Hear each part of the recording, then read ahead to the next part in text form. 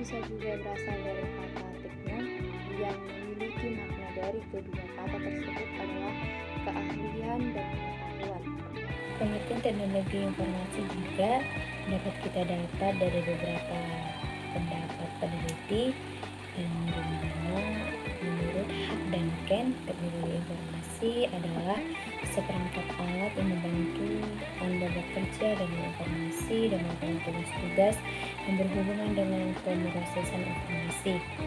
Menurut Oxford English Dictionary, teknologi informasi adalah hardware dan software yang bisa termasuk di dalamnya jaringan dan telekomunikasi yang biasanya dalam konteks bisnis atau usaha.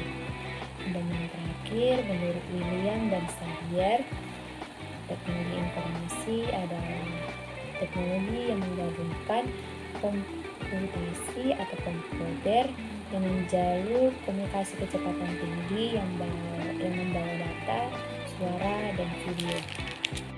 Saya akan membahas tentang komponen-komponen utama teknologi dasar informasi, yang dimana ada hardware. Hardware adalah perangkat yang dapat kita lihat dan dapat kita sentuh secara fisik, seperti perangkat-perangkat masukan, perangkat pemrosesan, maupun perangkat keluaran.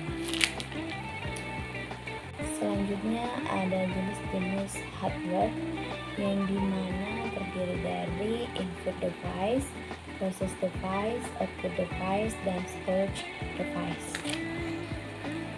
Input device adalah perangkat keras komputer yang berfungsi sebagai alat untuk memasukkan data atau perintah ke dalam komputer. Contohnya keyboard dan mouse. Process device adalah perangkat keras atau hardware pada komputer yang berfungsi sebagai pemroses dan pengolah data yang dimasukkan melalui input device, kemudian dikeluarkan melalui output device dalam bentuk informasi sehingga akan diterima oleh brainwave. Selanjutnya ada output device, di mana output device adalah perangkat keras komputer yang berfungsi untuk menampilkan keluaran sebagai hasil pengolahan data. Misalnya ada printer, monitor, dan juga speaker. Selanjutnya ada storage device, merupakan sebuah perangkat penyimpanan yang memiliki fungsi untuk menyimpan berbagai jenis data dari sebuah hasil pemrosesan pada perangkat komputer. Selanjutnya ada software atau perangkat lunak. Apa itu software? Software adalah bagian dari komputer yang tidak memiliki bentuk fisik dan juga tidak terlihat. Software juga merupakan suatu data yang disimpan dalam komputer dan sudah terinstal. Data tersebut berupa sebuah program yang dimana nantinya program tersebut digunakan untuk menjalankan sebuah perintah yang dimasukkan ke dalam komputer. Jenis-jenis software terdiri dari beberapa, yaitu software aplikasi yang dimana software aplikasi dapat membantu para pemakainya dalam menjalankan tugas-tugasnya. Contohnya dalam pengenalan kata terdapat Microsoft Word, OpenOffice Editor, WordPerfect, dan Notepad. Dalam pengolahan angka terdapat Microsoft Excel, Lotus 123, dan OpenOffice CALC. Selanjutnya ada sistem operasi yang dimana berfungsi untuk mengelola dan koordinasikan setiap komponen dan fungsi komputer, misalnya Microsoft Windows, Unix, dan DOS. Selanjutnya ada bahasa pemrograman yang dimana bahasa pemrograman ini sebagai pemberi instruksi untuk mendefinisikan program komputer seperti Pascal dan COBOL programming. Yang terakhir terdapat utility software yang dimana utility software adalah aplikasi di komputer yang membantu komputer bekerja dengan optimal. Komponen selanjutnya terdapat jaringan atau networking yang dimana jaringan ini dapat diartikan sebagai aktivitas bertukar informasi dan ide dengan orang-orang yang memiliki profesi yang sama atau minat yang sama.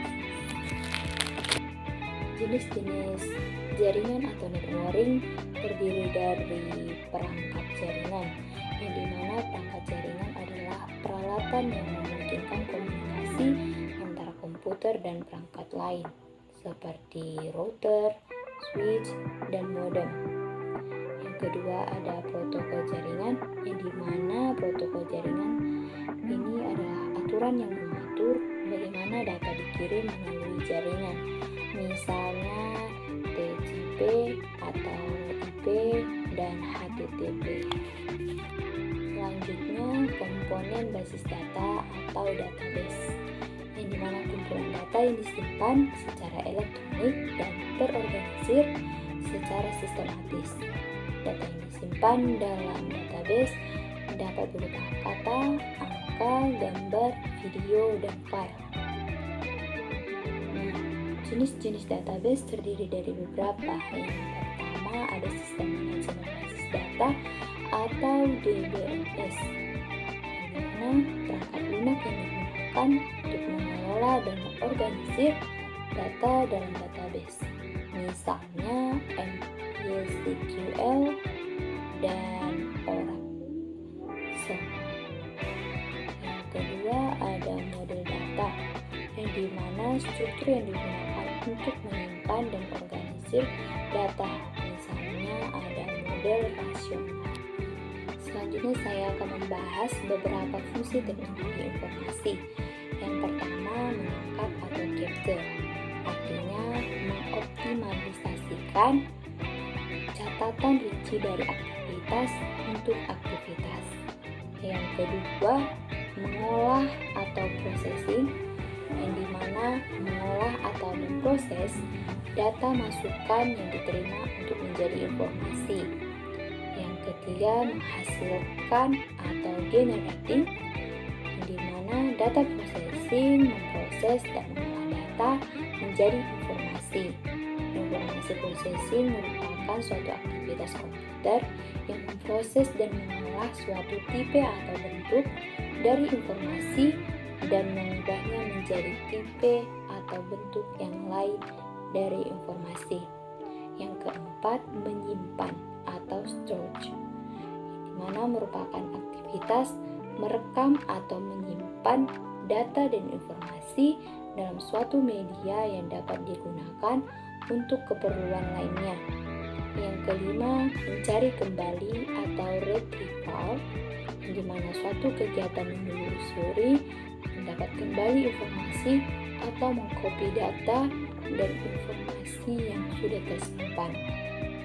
Yang keenam, melakukan transmisi atau transmission, yang dimana mengirim data dan informasi dari suatu lokasi ke lokasi lain melalui jaringan komputer.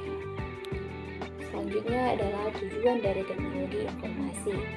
Jadi, tujuan teknologi informasi diciptakan adalah untuk mempermudah pengguna dalam melakukan pekerjaan, dapat memecahkan masalah yang dihadapi pengguna dengan kreatif, efektif, dan efisiensi.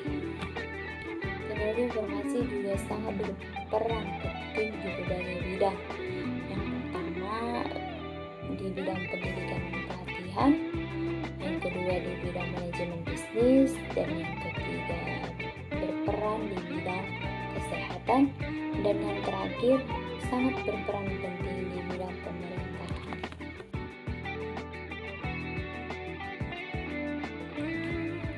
Sekian pembahasan dari saya mengenai pengenalan teknologi informasi. Semoga para penonton yang menonton video penjelasan dari saya dapat mengerti dari penjelasan-penjelasan yang sudah saya jelaskan di video ini. Terima kasih.